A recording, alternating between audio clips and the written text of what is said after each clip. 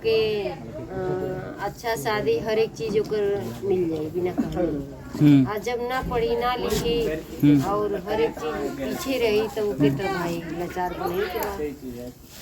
अच्छे जब लड़की पैदा हो जाली चाची तब से सब के शादी के खातिर जो न लगेला जुटावे सही है ना।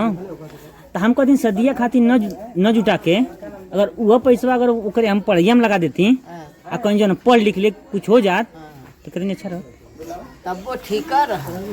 अच्छा ये बताई पढ़िया बढ़िया लेकिन जब यही तरी महंगाई रही तो गरीब लोग तो पढ़ा ना पाई ना वहाँ तक भेज पाई लड़की के जल्दी कहाँ भेज पाई बताई। भाई जे अच्छा लोग प्राइवेट में पढ़ाओ था जे गरीब लोग प्राइमरी में जाता आई हो प्राइमरी बंद होके जाती है।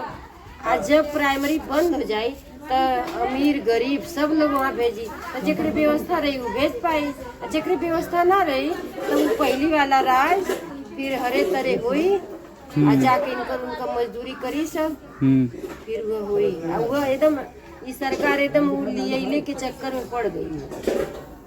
होबा कर देखिया भाई ना जेकरे तनी सजाग जाता ना वो बस ओके सीधा लगे लगा था प्राइवेट स्कूल आप एक 2 साल में फिर तेकर चर्बी उतर जाती बिना कहले।